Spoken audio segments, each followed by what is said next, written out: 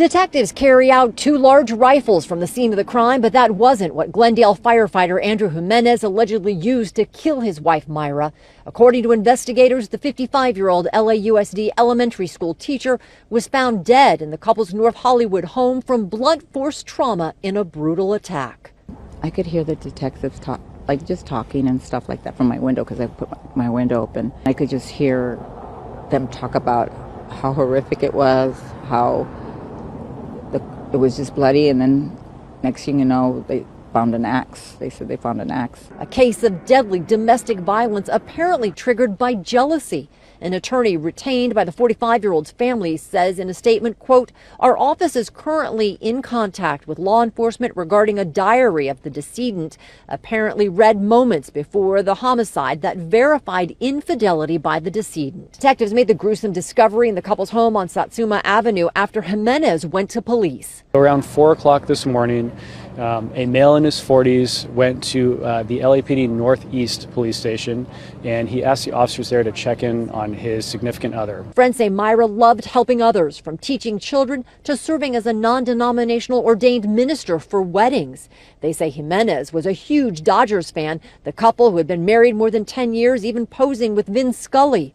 A Glendale firefighter paramedic since 2008, neighbors say they can't believe Jimenez is now accused of murdering his wife. Think about spending your entire day shaping young minds, teaching children to read, to dream, to believe in kindness. Now imagine that the person who promised to protect you becomes the one you should have feared most. On January 21st, 2026, in a quiet North Hollywood neighborhood, a beloved third-grade teacher's life ended in the most brutal way imaginable. This is the story of Mayra Jimenez, a woman whose only crime was trusting the wrong person. Welcome back to Crime Shadows, where we shine a light on the darkest corners of true crime. I'm bringing you coverage of a case that's shaking Los Angeles to its core. If you're new here, this channel is dedicated to covering real cases with real facts and real respect for the victims whose stories deserve to be told. Please take a moment to subscribe, hit that like button, and turn on your post notifications so you never miss an update. This community is growing because of you, and together we're giving voices to those who can no longer speak for themselves. Mayra Jimenez wasn't just a name in a police report. She was a third-grade teacher at Wilshire Park Elementary School in Los Angeles' Koreatown neighborhood. For years, she walked into that classroom and became a light in the lives of children who looked up to her. Her students knew her as someone who cared, who listened, who made learning feel safe and exciting. Parents trusted her with their most precious children. Colleagues described her as dedicated and compassionate. I don't want to come to school because I wanted to see my teacher, but I already know that she's in my heart. Mayra Jimenez was a third-grade teacher at Wilshire Park Elementary in Koreatown. Teachers and students joined community members for a candlelight vigil in her honor. I have so many good memories with her because to me she was much more than just a teacher. She meant so much to me. She was an amazing teacher. She was the epitome of what a teacher is supposed to be. Miss Jimenez, as she was known at Wilshire Park Elementary, taught third grade at the school. Her students now struggling to cope with losing her in such a horrific way. Parents have told us explaining this to their kids has been particularly difficult because of the nature of her death. LAUSD is providing grief counselors on campus to those who need it. She was the kind of teacher who stays late to make sure every child understands a lesson, who remembers birthdays, who notices when a student seems troubled. In a world that often feels disconnected, Myra represented something we desperately need: genuine kindness. She was 45 years old. She had a life full of students who needed her, friends who valued her, and dreams that should have carried her forward for decades. But on January 21st, 2026, that future was stolen in an act of unthinkable violence. The man now charged with ending Myra's life is Andrew Jimenez, her 45-year-old husband. Andrew worked as a firefighter and paramedic for the Glendale Fire Department, where he had served since 2008. Over his nearly 2 decades of service, he had built a distinguished career. He had recently received a promotion and was recognized for his heroic efforts battling the devastating Palisades fire that ravaged Los Angeles. He was the kind of firefighter who ran toward danger when everyone else ran away. Andrew and Myra had been married since 2014. Their wedding was a celebration attended by colleagues and union members who worked alongside them. Those who knew the couple described them as seemingly stable, with no visible signs of conflict or trouble. Neighbors who lived near their North Hollywood home said they never witnessed anything alarming. One neighbor later told reporters she never saw any signs of domestic violence and was completely shocked by what happened. For over a decade, they built a life together. Myra wasn't just a teacher. She was also a union representative for United Teachers Los Angeles, advocating for educators across the district. Beyond the classroom, she served as a non-denominational ordained minister, officiating weddings and bringing joy to couples starting their lives together. She was a passionate Dodgers fan who loved her city and her community. To anyone looking from the outside, they might have appeared to be the perfect power couple dedicated to service. A firefighter who saved lives and a teacher who shaped young minds. Two professionals making their community better every single day. Colleagues who attended their wedding saw happiness.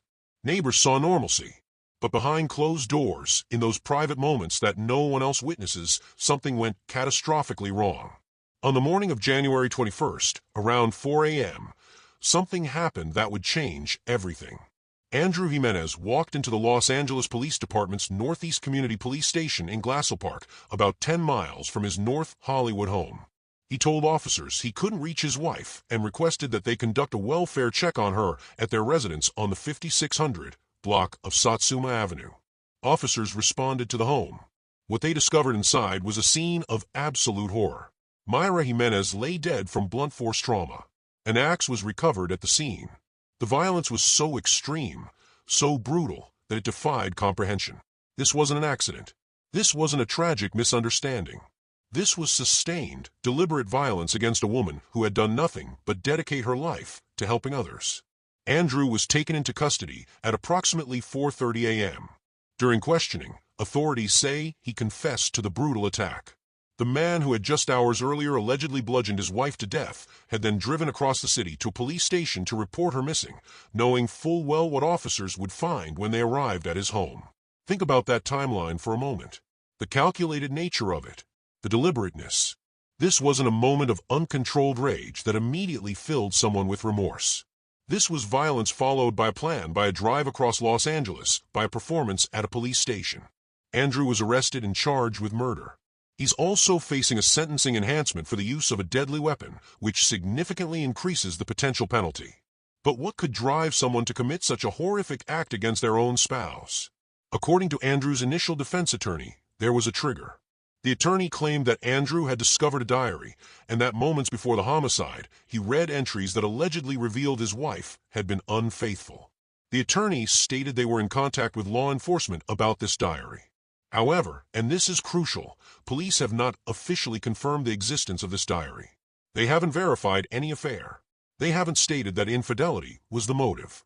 Right now, this claim exists only in statements from Andrew's legal representative.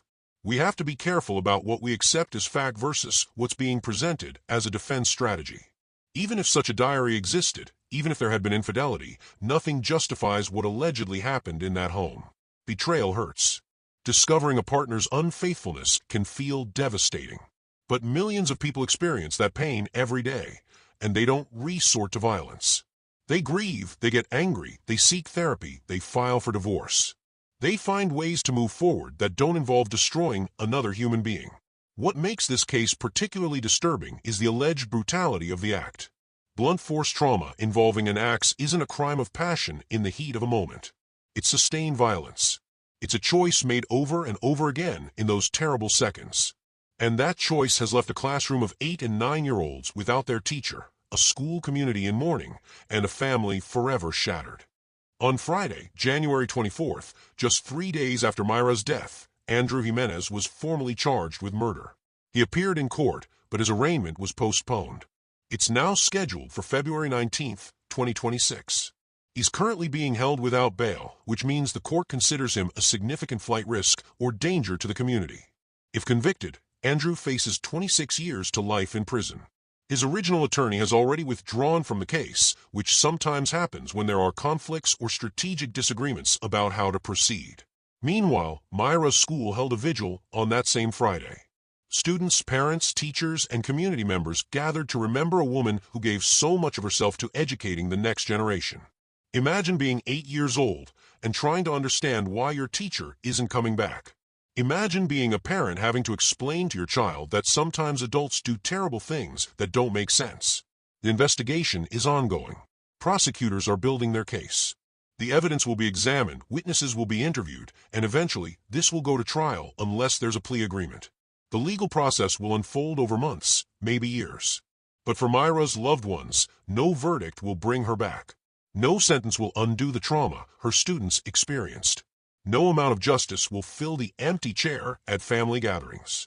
This case reminds us of something deeply unsettling. The most dangerous place for many people isn't a dark alley or a bad neighborhood.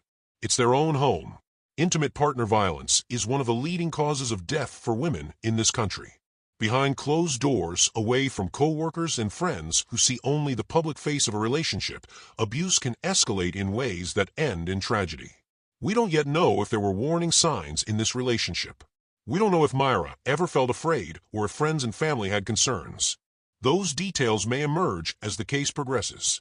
But what we do know is that on January 21st, 2026, a good person who spent her life helping children was killed, allegedly by the person who should have been her safest refuge. As this case continues through the courts, we'll be here to bring you updates with the facts as they emerge. We owe it to Myra to tell her story truthfully and to remember that behind every true crime case is a real person whose life mattered.